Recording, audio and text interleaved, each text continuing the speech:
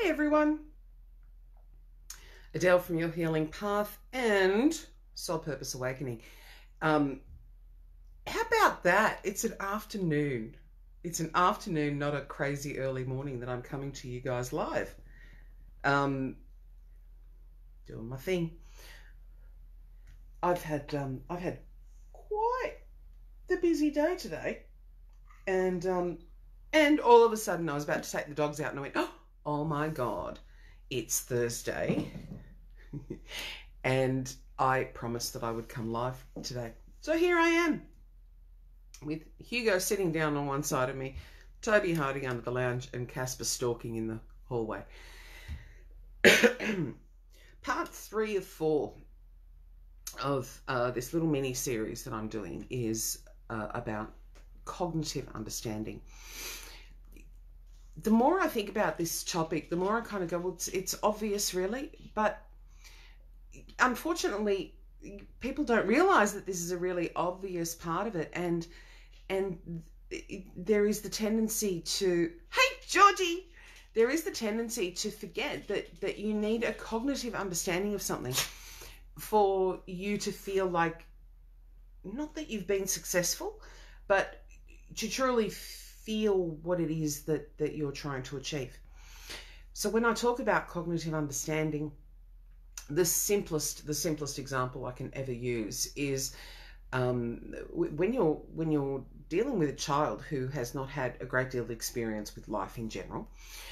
If you try and discipline a child and say, don't do this because it will X, Y, Z, they may understand that's not a good thing or that's a bad thing, but they don't actually understand the consequences. So my favorite example is, if you say to a child, don't put your hand near the fire or don't put your hand on the hot plate because it will burn. They hear the words, it will burn. Don't do that because it will burn. But they don't understand what burn means, really. I'm not saying kids need to put their hands in a fire, okay, people? I'm not saying that. But it is usually the best example I can think of about how we learn as people from our own experiences. And that is what cognitive understanding is about. If you're going through a process of, getting closer to your own authenticity, trying to live your authentic life, or you're working towards your purpose and going through a healing process, then you are going to come across situations that you've never experienced before. And from a thought-driven perspective, you go, that's fine. I know I can handle that. I know I can do this. I know I can do that. Until you actually go through it, you really have no idea what you're going to experience from a physical perspective, an energetic perspective, and probably most importantly, an emotional perspective.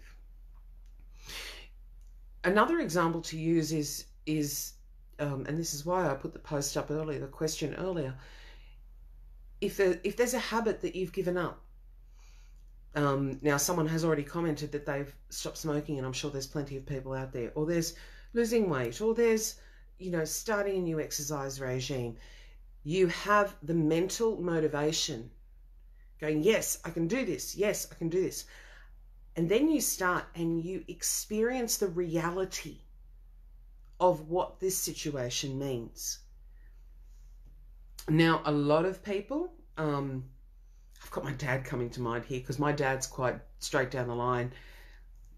Some may say stubborn, insofar as, he says, if you put your mind to it, you just do it. And I'm like, maybe not so much. Maybe not so much. Particularly if you are a deep feeling person, if you identify with empathic tendencies, if you are in tune with frequencies, as I am, you go through a situation and then you experience it through your body, through your life, through who you are as the person going through the experience. And you can never really know what that's going to do to you. Again, from a mental perspective, you can say, yep, no, I know that this will happen and this will happen and this will happen, and I'm ready for that, until you actually experience it. And that's what I'm talking about with cognitive understanding. Now, when that comes to the healing process, it very much relates to things like, you know, you're ready to do it. You're ready to heal. You're ready to face your past. You're ready to face your traumas. And then you do, and you get into a state of emotional overwhelm or mental confusion or whatever the case may be. And this is why this step is really so important, because it is where people can fall over so easily. They can, you know, if we run the parallel, this process that I'm running through, the clarity, focus, understanding and healing, if we parallel that to the DARE process, which is define, assess, refine and execute. Oh, hey, Jackie. Yes, I've come a bit later this afternoon because I was quite busy this morning at the time I would normally come live. Good to see you on. The understanding, or the cognitive understanding part of the process, is the refine process. And that probably explains it a little bit better than cognitive understanding. Because what you're doing is you're trying, you're seeing what works, you're understanding from a cognitive perspective the consequences of particular actions. Consequences is neutral, neither good nor bad. It's just the outcome. And then you're able to assess what happens to you and potentially do a different workaround, do something that you think might work better for you, do something that is potentially less painful, do it a slower way, do it a faster way, whatever the case may be. It is when you reach this point of cognitive understanding, which is a whole body sensation, not just I get it with my brain. You experience it.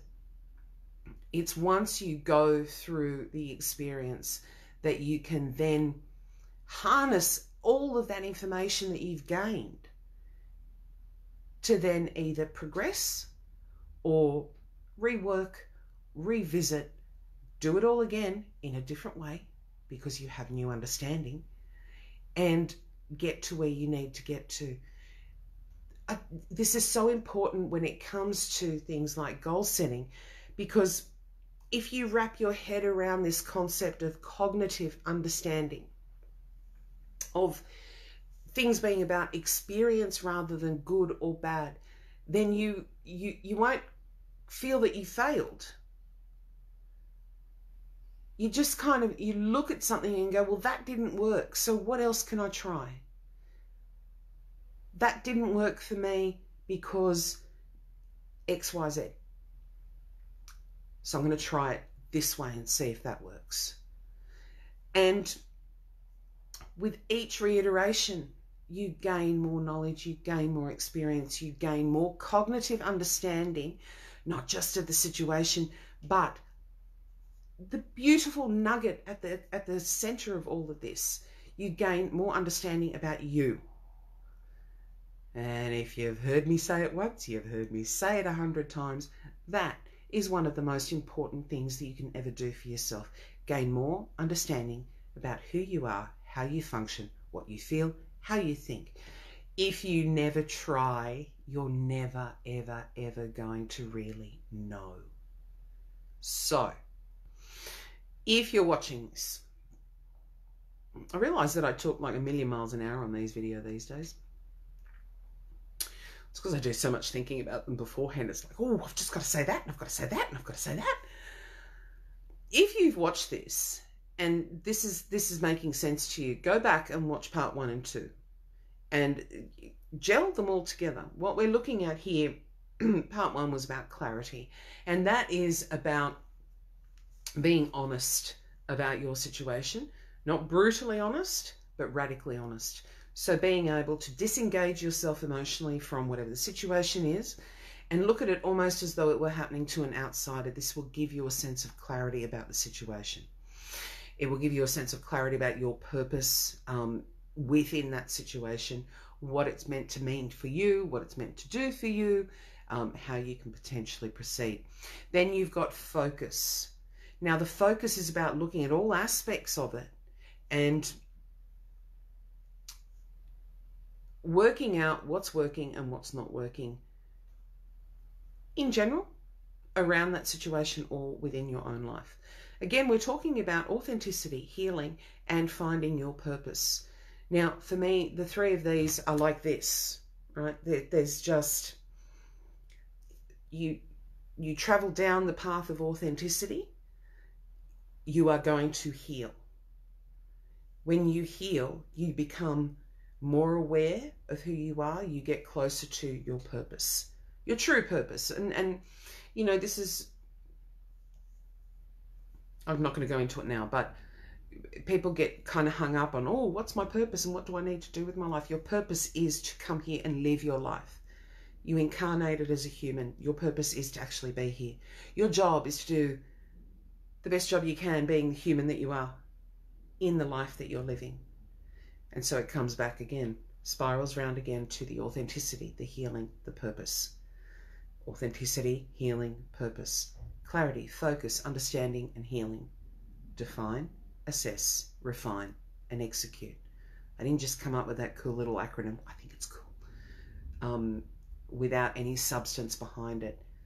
It is a process. Everything that we do in life, whether we are talking about healing, whether we are talking about the job that we do, that our 9 to 5 or our whatever hours you happen to work, there is always process involved. There is process involved in how you get up in the morning and how you leave the house. There is process on what you do when you come home. When you're looking at your own healing, when you are looking at working towards your authenticity, when you're looking to uncover your ultimate purpose here, it's about a process. Our emotions get in the way. That was a bit rude, wasn't it? Our emotions accompany us in that. That's a bit more polite, isn't it? And the experiences that we have guide us. They become, you know, our experiences and our reactions to them become our internal barometer. If you can look at yourself, look at your experiences, look at your reactions in a way that is unbiased, you're going to go a lot further. So, I think that's it. It's been a really warm day here in Sydney, hence the bare chest. I apologise. I don't normally wear anything that is sleeveless, but just today's weather was just, couldn't do it.